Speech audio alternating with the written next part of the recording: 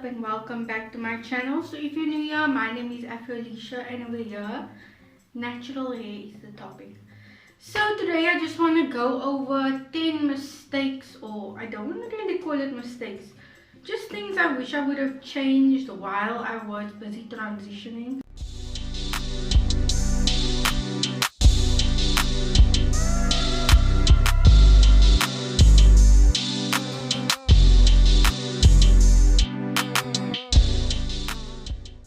So they are not in any specific order. Some of them would be more important to you depending on where you are in your journey, depending on what type of curls you have. So yeah, they're just all really random, but all of them were like big deals for me.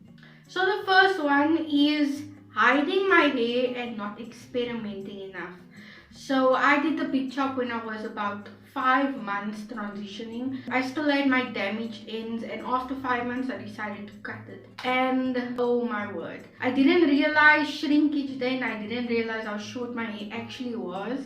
So all the time I hid it with braids, with wigs. I was so scared to show how short my hair was that I just didn't have any fun with it. Right now I'm seeing all the girls with their little cute TWAs and the finger coils, the finger swirls, or whatever that is called. I wish I tried also the curling sponge when my hair was shorter. By the time that really became popular, my hair was way too long for it. I just wish I experimented more and just let my hair out. I even hardly have pictures of my hair being that short. Probably like 5 pictures literally of my hair growth journey for like the first 2 years. Next was a result of me hiding my hair, but I would always do the same braids and I would do the same parting. So it doesn't really matter about the same braids, but it's the parting that was a big issue. I always used to have these triangle partings. I found them once when I did it and I fell in love, and I would do that with braids, with dreads, with twists. I would just literally go part my front section and then I'd go to the braider and have her do the rest of my hair. I would more or less almost always do the same parting, but here in front I would always have the exact parting.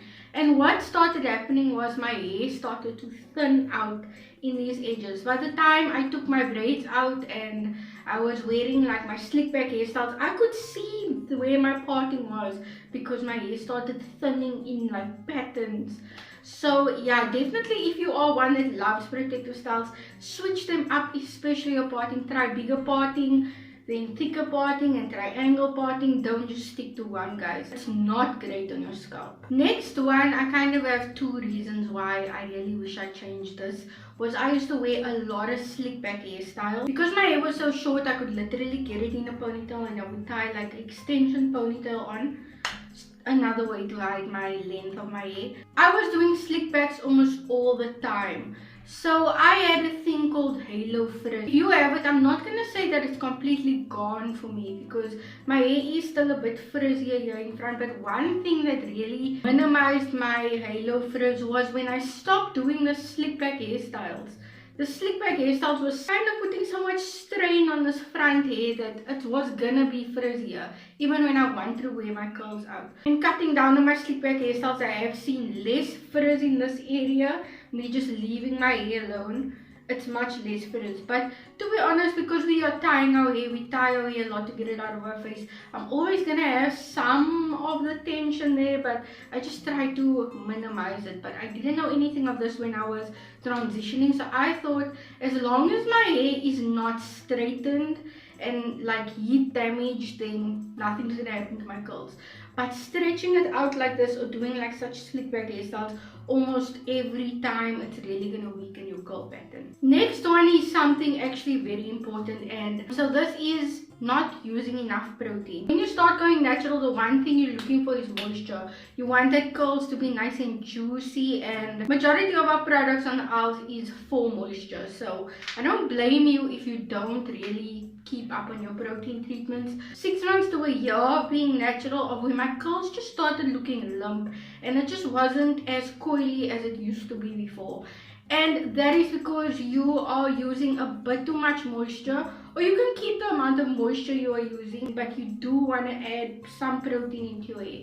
That's going to tighten up your curl pattern and just make it more coily and just keep your hair strong. One product I would recommend that's actually very cheap, but it's actually great, is the mayo, the hair mayo treatments that you can get by Clicks or whatever. You can do a rice water treatment or something like that, but do add protein into your treatment whenever your curls are not popping the way you know it does. Number 5, we're getting into shampooing. There's 2 things I want to mention of this. Before, I was shampooing straight on dry hair. Like, I would have my hair for like 2 weeks and then I will go in with a shampoo, and it just left my hair like Gumahara. I don't know if you know what it is. It's like candy floss.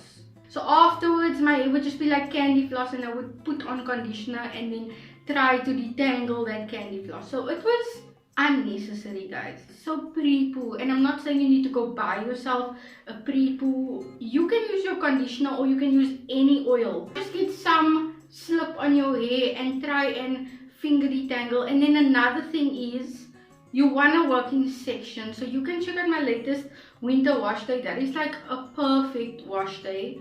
Literally, I can't do it any better. So I would suggest adding a pre-poo, something before you go in with a shampoo that is just gonna not leave dry hair the best, especially when it comes to detangling. And then with your pre-poo, you want to kind of detangle your hair and have it in sections and shampoo in sections. That way you'll have easier access to your scalp and your hair just won't do that. Number 6 is something that I am working on like currently at the moment, was I was buying too much products. Even me being a YouTuber, I kind of use that as an excuse, like I need to try all the things, like I need to buy me. I stopped that because what was happening was I was forgetting what products I have. Like I would look in my stash and find things and be like, oh my word, I completely forgot I had this product. And after I realized that, I just didn't like how much products I had. So what I'm doing is I don't buy products anymore just because they are new. I buy products when I need it. And what that also does is really allow me to feel the actual brand on my hair. Because now I'm using something for 1 week and I use something else for the next week. A product is really going to show you what it's going to do if you use it over time. So yeah, that is what I'm trying to do. Stick with the brand until the brand is finished. And then I really have a good input on how I feel about the brand. Just using it once and then jumping across and having so much products and spending so much money, it's really just unnecessary. Don't buy everything you recommended, even by me. Just saying. Next, we touching on something that I realized very long ago. Like I said, I was transitioning first for 5 months before I cut off my hair. So this was my curl pattern. If you are transitioning with your ends, with your straight ends, and you're waiting for it to grow out, please just be wary that that is not your curl pattern at all. Your curl type is definitely going to be tighter after you cut your ends off, and your hair is going to be much shorter than you realize. Even if you think you realize, you don't realize, guys. You don't. Next one ties into the one I just spoke about now, and is now I would say after my hair is literally almost 5 years natural now. Now my curl pattern is close to that when I was transitioning. Because my hair is so long, my hair is much heavier, so it does stretch on my curl pattern. As your hair grows, your curl pattern is gonna stretch. Your curl pattern is gonna become a small percentage looser compared to how, like, look at how my hair used to coil and now look at my curl. So I know that is like finger coils or whatever, but even if I do finger coils, it doesn't coil up that nice anymore. It's just because there's more weight, so it's more dragged down. It's still a coil, it's just not so tight. But yeah, your curl pattern will stretch as your hair grows. So your hair won't always be the tight curl that you have with your TWA. Next one is something I didn't really struggle with, to be honest. But I know a lot of naturals do, and that is with heat. I don't really have a lot of advice for you. It's just, why do you want to go natural if you're still going to use heat? Especially on like virgin hair. Heat is definitely going to slow down your process. You're not going to see results as soon, and your overall texture and pattern is just not going to be what it can be if you are using excessive heat. So I would say use minimal heat. try to stay away from a straightener. Rather, when you get to a length you like, length check or whatever, don't feel like you barred and locked down that you can't experiment with your hair. Just don't do it too much. You don't want any thinning happening while you're transitioning. You want the thickness to come through. And lastly was something I really wish I kept up on, but I realized as you start seeing length, it's much easier to keep up with your trims. So trims are something I really love. I do it whenever I want to, sometimes too much. I've tried to slow down on cutting my hair this year because I really want to see some length. Trimming your hair is really gonna help with uniform curls and less tangles and just less of that dryness look, that especially when all your ends are so visible when you have a TWA. Your ends need to be really nice looking for like your afros and everything to look nice and healthy, otherwise they can look kind of crusty. I would really suggest keep up with your trims. It's also going to help with your hair growing out nice and healthy, because why are you keeping on to broken ends that have single strand knots and split ends and stuff? It's just not going to look nice. So I promise you, as your hair grows, you'll get way more into trims. Like, it won't be anything. I know it's something very hard to do when you just cut off all your hair and someone has to tell you that you need to trim your hair every few months, but it really helps with the whole look of your hair. And I wish I did it more, because times I was taking pictures and then I take a picture after I cut my hair and I'm like, oh my word, my hair just looks so much richer. So anyway guys, that is my 10 transitioning tips that I would give you, or mistakes that I made and the way I would change it. If you watch this far, then please let me know how long are you on your natural hair journey now. I started in 2018 in Feb, 2019, 2020, 21, 22.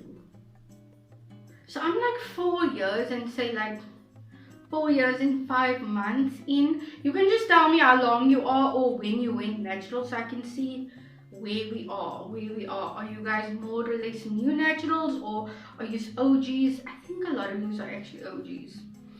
But anyway guys, thank you so much for watching and God bless.